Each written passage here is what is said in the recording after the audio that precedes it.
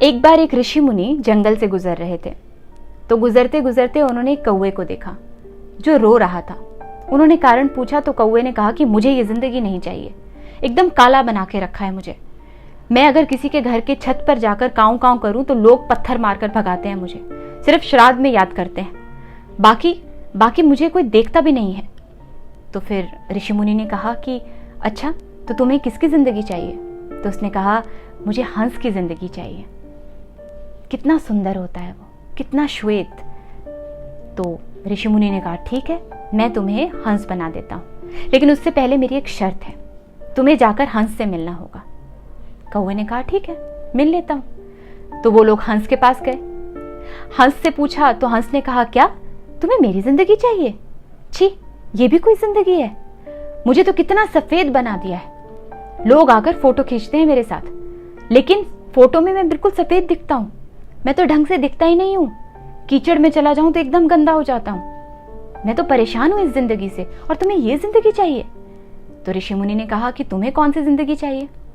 तो उसने कहा कि मुझे तो तोते की जिंदगी चाहिए। तोते को सब मिट्ठू मिट्ठू कहते हैं, घर पर पालते हैं उसे। तो ऋषि मुनि ने कहा ठीक है, लेकिन उससे पहले तुम्हें तोते से बात करनी होगी। उन्होंने कहा ठीक है। तीनों निकल पड़े। जंगल में कुछ देर तक ढूंढने के बाद उन्हें एक तोता मिल गया। तो तोते ने कहा कि क्या तुम्हें मेरी जिंदगी चाहिए? तुम लोगों ने इस पेड़ के सामने से 4 चक्कर लगाए, उसके बाद मैं तुम्हें दिखा। ये भी कोई जिंदगी है? हरा रंग, हरा पेड़, कोई दूसरा रंग ही नहीं।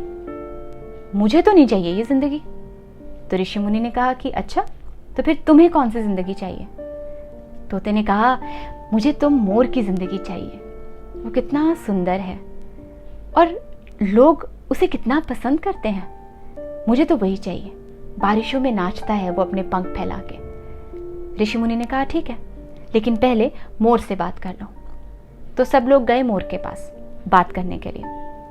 जैसे ही मोर ने सुना कि उन लोगों को मोर की जिंदगी चाहिए, तो उसने कहा क्या मेरी जिंदगी चाहिए तुम्हें? ठीक है, लेकिन उससे पहले शांत होकर ये सुनो। एक आवाज आ रही थी, कोई उनकी तरफ चल के आ रहा था, और धीरे धीरे वो आवाज और नजदीक होती गई।